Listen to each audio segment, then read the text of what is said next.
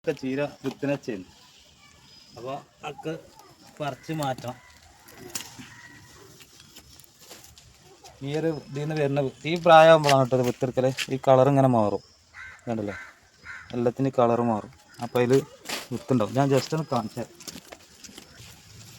അത് കേട്ടോ. ഇപ്പോൾ ഉണക്കലാണ് സാധാരണ, അല്ലാതെ തന്നെ ഇതിൽ നിന്ന് വീകണമല്ലോ.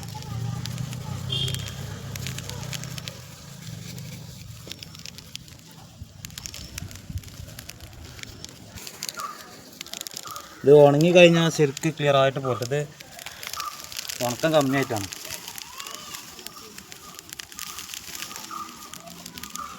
ജസ്റ്റ് ഒന്ന് കാണിച്ചു തരാൻ വേണ്ടിയിട്ട്.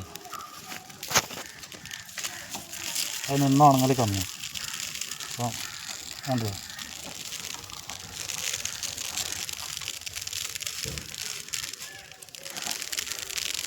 കഴിഞ്ഞായിരുന്നു.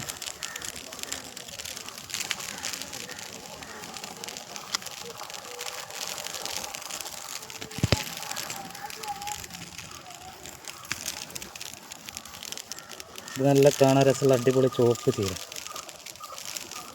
നല്ല വളർച്ചയുള്ള സൈസ്.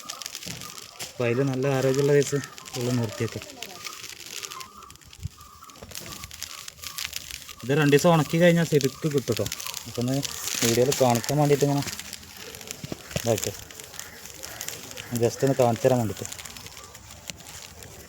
നല്ല വലുപ്പമുള്ള ചീര കിട്ടും. അപ്പം അങ്ങനെയാണ് ചീരൻ്റെ വിത്തെടുക്കൽ. ഇനി ഇത്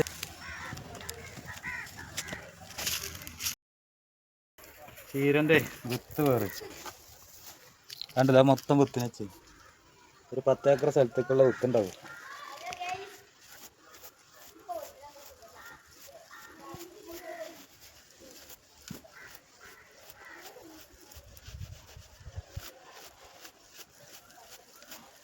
ഈ ചണ്ടി ഇങ്ങനെ പറയും ഉണക്കണത്തത്.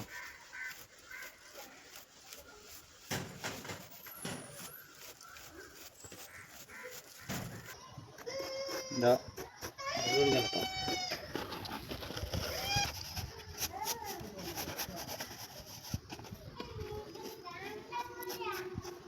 കൂടിയോ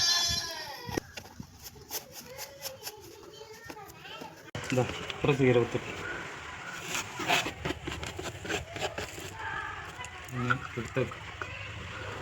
നമ്മൾ നാട്ടുകാർക്കൊക്കെ ആർക്ക് ആവശ്യമുണ്ടെങ്കിൽ പറയട്ടോ. ചീര വിത്തേ നമ്മൾ എത്തിച്ചു കൊടുക്കും. എല്ലാവരും കൃഷി ചെയ്യട്ടെ.